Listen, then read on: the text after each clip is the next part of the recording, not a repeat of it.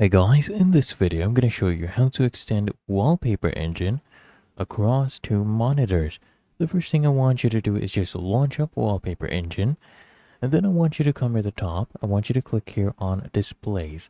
And once you go ahead and click on Displays, you will be able to choose between all your displays that you have and go ahead and assign your wallpaper. So I have this wallpaper assigned, and then what I want you to do is click on this drop down arrow, and now here you're able to change this from wallpaper per display to stretch single wallpaper. And when you go ahead and do that, this will actually be stretched across the different monitors. So you can click on this icon to switch to your different monitors, and this will basically stretch out.